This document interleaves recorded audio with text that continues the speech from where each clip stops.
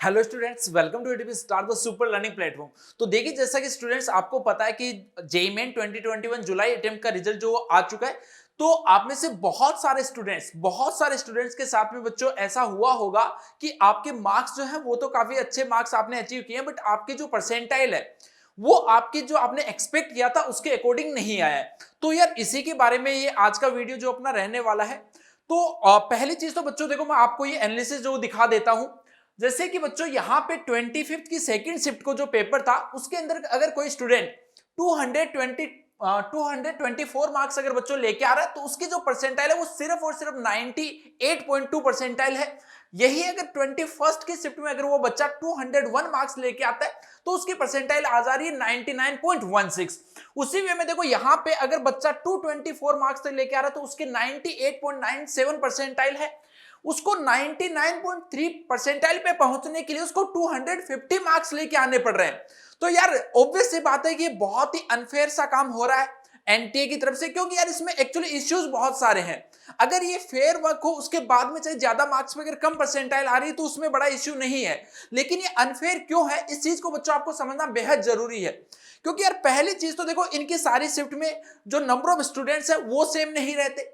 फिर उसके बाद में सेकंड चीज आती है कि आपने ये कैसे डिसाइड कर लिया कि किसी शिफ्ट में जो स्टूडेंट्स बैठ रहे हैं और दूसरी शिफ्ट में जो स्टूडेंट बैठ रहे हैं उनका इंटेलिजेंस लेवल जो है वो आपने बिल्कुल सेम पोजीशन पे मान के आपने ये परसेंटाइल जो निकाल दी।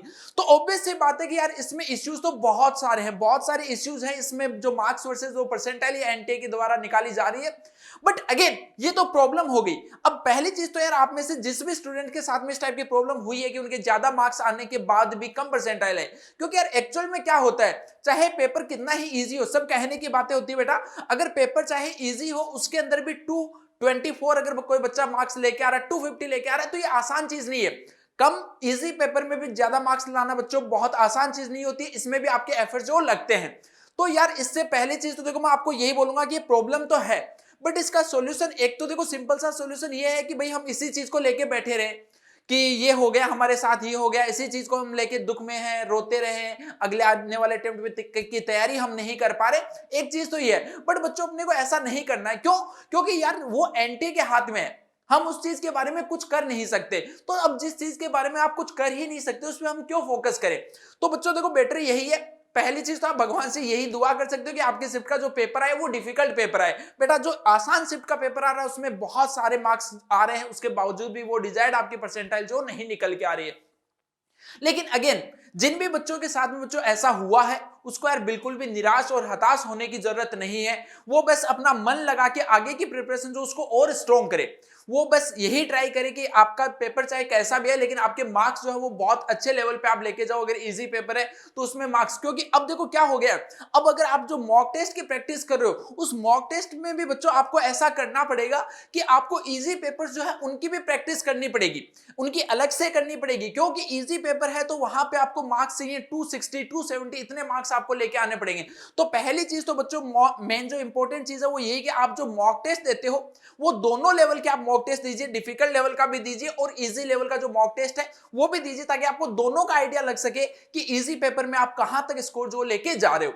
सेकंड चीज बच्चों ये है कि अब आपका अगर मान लो कि ऑलरेडी आपका परसेंटाइल एक डिसेंट आ चुका है, 98 से ऊपर आ चुका है, तो आप प्योरली जेईई एडवांस पे फोकस कीजिए, अपना टाइम बच्चों वेस्ट मत कीजिए। बट हाँ, टाइम वेस्ट करने का मतलब ये नहीं है कि मैं ये बोल रहा हूं कि आपको फोर्थ वाला अटेम्प्ट जो वो देना ही नहीं है। बच्चों फोर्थ अटेम्प्ट बिल्कुल दीजिए, हो सकता है कि उसमें आपकी परसेंटाइल जो और ज्यादा इंक्रीज हो जाए, बट उसके लिए आपको अलग से ऐसे कुछ एक्स्ट्रा एफर्ट्स नहीं डालने।